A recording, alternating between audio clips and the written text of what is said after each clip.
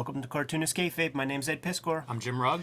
Jim, did you take your anxiety medications? Because we're gonna be going down a rabbit hole with this issue, man. The most expensive comic ever created in the history of the universe. But first, Patreon.com/Jim Rugg, where I've been posting some of my out-of-print mini comics and zines, such as Rambo 3.5, filling in the gaps in the Rambo franchise so you can continue to enjoy it after Rambo 3, taking into account some of the events of 9/11. Besides mini comics and zines that you can download, lots of artwork, process stuff, even notes on some episodes of Cartoonist Kayfabe at patreon.com/Jim Rugg.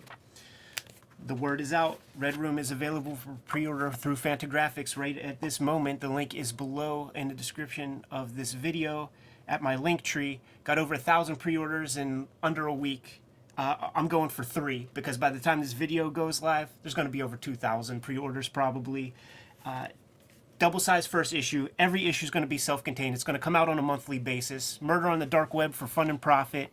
And if you are across the pond, can't pay the shipping charge on those single issues, hit up the Patreon. Patreon.com/Ed Piskor. You could read the comics online today. And I put new strips up every Tuesday. Now, by the way, you say double size at 64 pages. This book we're about to look at is, I think, 20 or 22 pages. So triple size first issue. That's goddamn right. I think a monthly comic is like 20 pages now. Anyhow, Spawn number 9, written by Neil Gaiman. This is that period of time when Todd McFarlane has heard enough criticism about his writing ability, so he's putting his money where the criticisms are, and he's bringing in the sort of most popular writers of contemporary for the day modern comics. Issue 8 was written by Alan Moore, 9 Neil Gaiman, 10 Dave Sim, and 11 will be Frank Miller. They're all going to have their own episode on this channel, but the order of the day, Spawn number 9, written by Neil Gaiman, and this is the most expensive comic ever constructed. Jimmy started out, I believe he was paying these writers $100K an issue for 22 pages of script for an issue. That's a pretty good month's work. Yes, sir. And that's real business. And go read Business for Dummies. They will tell you in the preface, you aren't in business if you don't get sued. They say it. And these guys are in real business. These characters are real, true intellectual properties. And a couple of them are being introduced in this issue. They're going to spin off and they're going to go other places. And therein lies the confusion. Yeah, there's so many ways to read this issue. Yeah. Knowing the history around it, the legacy that would come out of this stuff for decades of legal battles between these two. But you know what? As an issue, as a story, some of my favorite Neil Gaiman stuff is the Angela stuff. I like the miniseries, and I like this issue, and it reminds me of Elektra Assassin, one of my favorite comics. We've got this badass assassin character, Angela, that Gaiman is introducing here. Looking good on the cover, looking violent and means business. I loved it at the time. I enjoyed the reread this week. But, man, stories on stories is what you have with this issue. Yeah, I mean, we'll breeze through the story because it's good at everything, but, it's a Spawn comic. Dedicated this issue, McFarlane would always dedicate these issues on the credits page. Still at Malibu Comics, by the way. This is Image Year 1 that we're looking at. And dedicated to the memory of Harvey Kurtzman. Let's provide a little extra context as well. Spawn number 9, March 1993. By the time everything shook out and settlements were made, it was the year 2012. 19 years of working out the details, working out the contractual details of this. And was this created without a contract? Is that how this started up? It was... the details elude me because 20 years of legal he said, hard to remember how this all starts. We'll explore that further, Jimmy, because the depositions are public record and all the information is in there. And highly recommended reading. If you love comics, interviews with creators, that's kind of what the deposition is. We'll do a transcription on the channel. I have a way to make that happen to preserve the readers ever having to read court documents. We can make it fun. Jump into the comic real quick. Yes. So, some of the characters that are in a part of the legal battle. It's Angela. It's medieval Spawn, and it's Cogliostro, or whatever that guy's name is, the little interlocutor narrator guy at the end there. And we're going back in time. It's an interesting conceit. We didn't explore any of this in the past 8 issues, but the idea was that Hellspawns have existed time immemorial. Well, let's see what the medieval Spawn looks like. When I turned this page and I saw this for the first time, comics felt insurmountable to me, man. It didn't even look like human hands put this together. I never saw color like this, and I couldn't even imagine like where to begin to be able to draw something like that. Yeah, this is very, very wild stuff. And you're right about kind of the expanded mythology. Like, I don't know how you credit somebody for that exactly. You know, like that gets into why you have 19 years of legal battles. But I mean, like, it is an expansion of the Spawn universe. Yes, and check this out, man. So to try to bypass some of the the Neil Gaiman complaints, this is where Todd McFarlane created Dark Ages Spawn, and instead of Angela, a character called Tiffany, Right. and the judge who had to like read 200 Spawn comics. You could find articles. He said stuff like, well, why did you have to make a Dark Ages Spawn? Why couldn't he have been a Portuguese conquistador, or a Salem witch, like a Puritan, or an ancient Egyptian Spawn? Why did it have to be Dark Ages Spawn and still have all the medieval tropes? Like they had to go in deep, man. That is yeah. You could read the exact statements. The minutia of this kind of a legal battle, like pouring through a Todd McFarlane comic for legal proof. Yeah, what a weird world. Hundreds of issues of it, and it all went in Neil Gaiman's favor for those first couple of rounds. It went up through the 7th Circuit. Anyhow, back to the story real quick. Yes. All right, so we have our medieval Spawn. Rescuing a maiden, apparently. Yeah, but she had her maidenhood taken, which is another one of those crazy bits. And the creature that took that maidenhood is in that cave, a big ogre. And this captioning that you see running is details about hunting methods. Yes, hunting hellspawns, and she's a tool of heaven. And these are hellspawns, man. You got to take these suckers out. They're part of Malbosia's army. This is a really fun. These 4 issues are fun because McFarlane draws a bunch of stuff that I don't know he would write for himself. So you get these kind of panels that are kind of interesting, kind of different than what you're used to seeing. You know, like I think that's a really nice panel with the silhouette of the horse riding off into the forest. Yeah. But you get to see McFarlane like trying to live up to these scripts. Yeah, absolutely. That's why I was like, one of the things I wanted to make note of, like, let's see how much we see this horse. And we see it one more time, a couple of silhouettes, and I think that'll be it. Yeah. You don't see it on that little landmass. Yeah, if you hate drawing cars, try drawing a horse. You'll love drawing cars after that. You got the little look on the girl's face right here, and then boom. Look at that cool ass weapon. We got to sell some toys, baby. Yeah, that is a prototype for a toy, no doubt about it. Seeing the tapestry like all around there, all of my characters had like a crazy weird tapestry after this. Swift Spear, I can show you the character designs. Gaiman is really building onto the mythos, just beyond the aesthetics, because he's incorporating the idea that like you want to kill a hellspawn when they're young because they're going to use more power. They're not going to conserve as much as like a more seasoned spawn. So you got the health bar whittling down to no avail. She gets her bounty. She kills her hellspawn, and boom, procures his little sigil. And you can tell she's successful because she wears them shits like, Vietnamese ears. Yeah, that's good stuff. And those are pogs, right? I wonder. I guess yeah, sure. Coasters. Todd's like Kiss, man. He's gonna sell some stuff. And check this out. You know what this is right here, Jimmy? I do know what this is. This is a rough layout for a 2-page spread that's going to appear in the next issue. I don't totally understand. It's interesting in this context. It's not like this is something that Gaiman could have written, right? This is just a dream, right? Spawn's dreaming about something. Right. Dreaming about next month's deadline. Yeah. This bum is really well put together, I feel like. I thought he was a detective or something. He looks pretty good, yeah. That seems like a former A-list Hollywood actor doing a supporting walk-on role here. You know what it is? It's the well-combed hair. So Spawn modern day.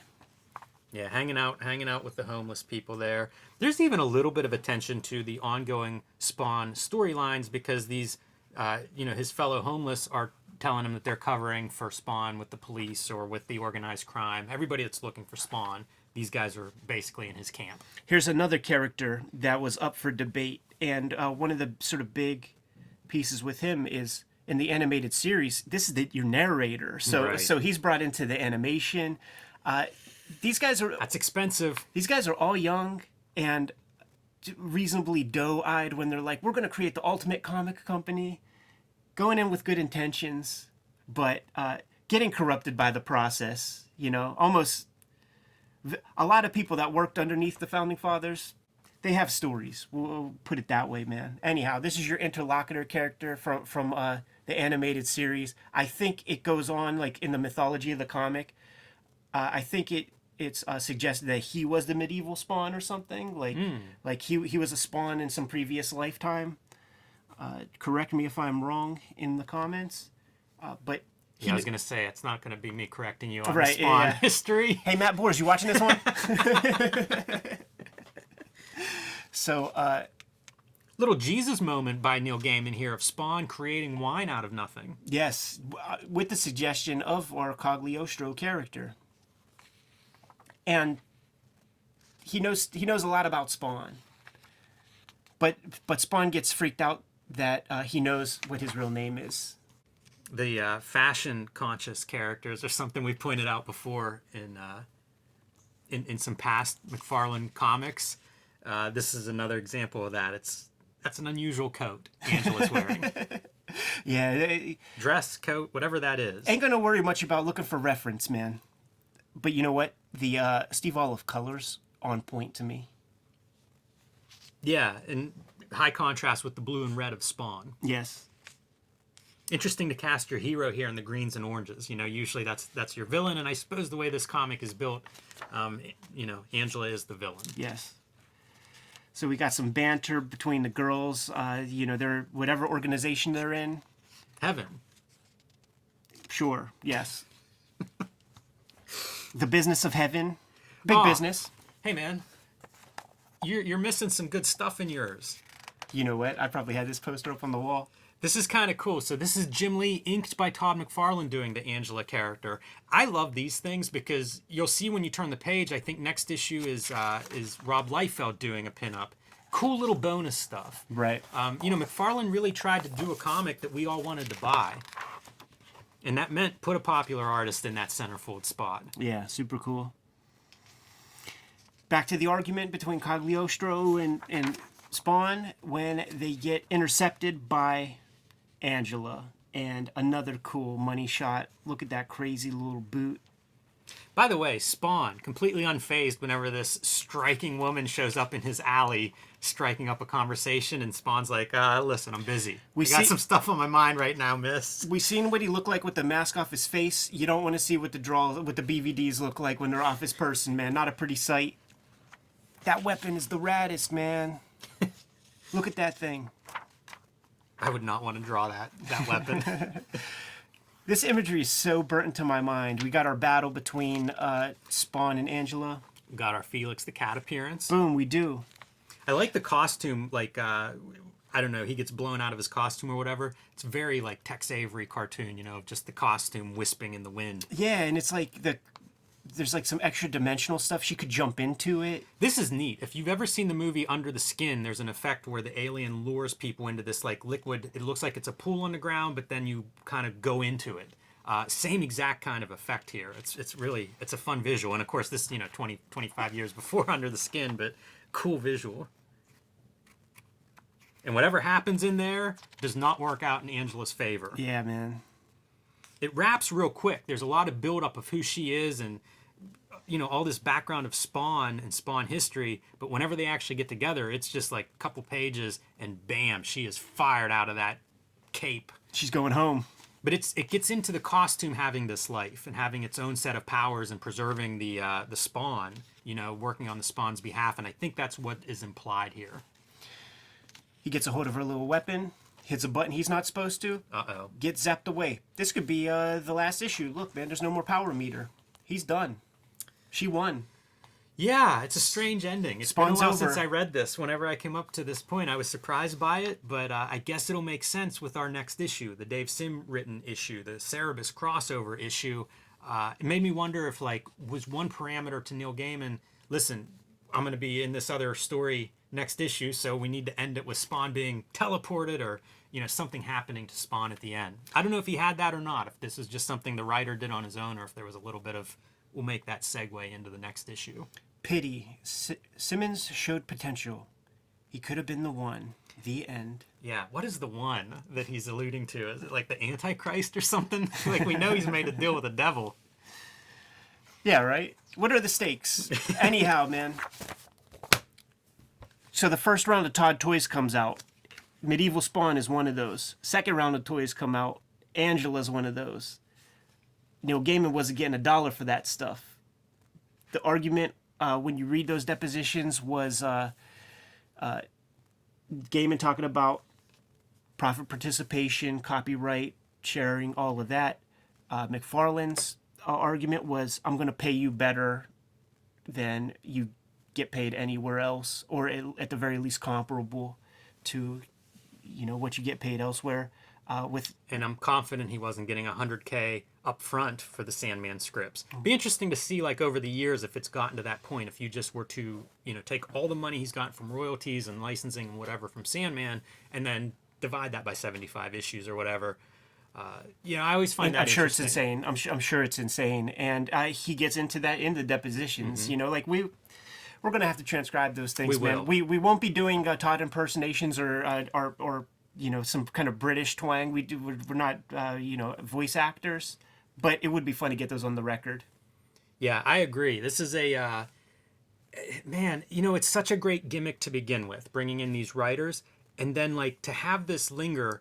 I'm sure it cost McFarlane a lot of money, a lot of hassle and all this stuff, but a lot of promotion. When he would buy those baseballs or whatever for $3 million, it's the promotion that is the value in that. And in a weird way, this promotion just went on and on and on. Yeah, that's true. But then I started thinking about Tony Twist, and I started thinking about some other I don't things. know that ultimately it ends up in the black. Right. I think this is probably in the red, but just in terms of having the name, mentioned over and over, it's certainly got a lot of press. 20 years of press on this, and here we are, continuing to talk about it. When there was that Devil by the Deed documentary, I think the numbers that they put up were something like 190 million Spawn comics were out there in the wild. So not a bad. Wow. He's not crying. You know what I'm saying? And it shakes out that Neil Gaiman, co-owner of issue number 9, issue number 26, I think, and the Angela miniseries. So he has stake in that stuff. Whenever those get reprinted or show up in some other form, he gets a piece of that. But he owns the Angela character that he then sold to Marvel. And you see Angela running around in the Marvel universe. Do you? I know there was at least one appearance, but is she a regular character there? No, I don't know. I have no idea. And Miracle Man gets entwined in this. The Eclipse property, or they published it for a while. That gets wrapped up in some of these legal battles. It's really a big mess. A huge mess. Yes, exactly. And even to this day, the Miracle Man stuff is weird because they were going to keep that rocking. I did a hip hop variant cover for Miracle Man. Turns out that Mick Anglo signed some papers that keeps his family in the stake or something. It's just very complicated stuff. One of the great legacies of this comic is just shining a spotlight on creator ownership and get it in writing. What that looks like and fighting for those rights. Kind of that part of it I think is a great piece to come out, is just continued awareness of this topic. And if you're a creator, like you say, Ed, get it in writing. They were doing such big business, and when you're doing big business, you're gonna these dudes were not fighting over pennies.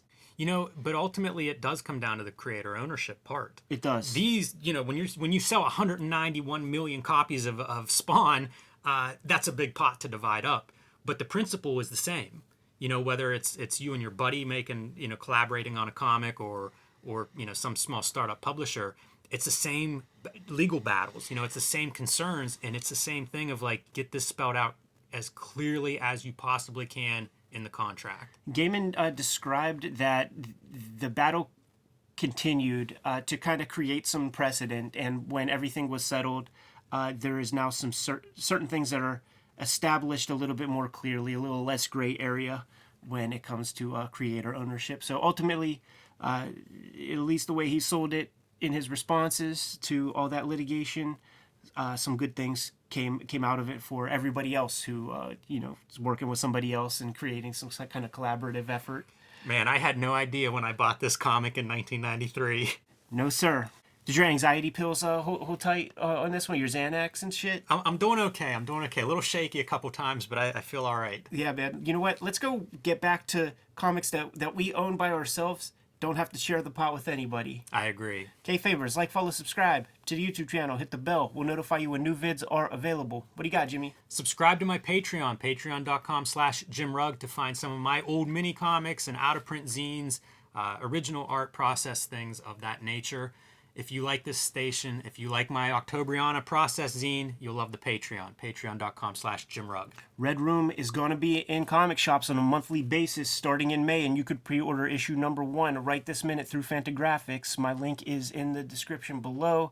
There's also a link for the Patreon, patreon.com/EdPiskor, if you want to jump on that and take a look and read the first couple of issues. But every story is going to be self-contained, going to come out on a monthly basis, and it's going to compete heavy with the stuff on the stands because we're already pre-selling thousands of them. What else, Jim? Subscribe to the Cartoonist Kayfabe e-newsletter at the links below this video to keep up with everything we have going on in 2021 in Cartoonist Kayfabe. You can also find Cartoonist Kayfabe t-shirts and merchandise at the links below this video. One more set of marching orders, Jim. We're going to be on our way. Read more comics.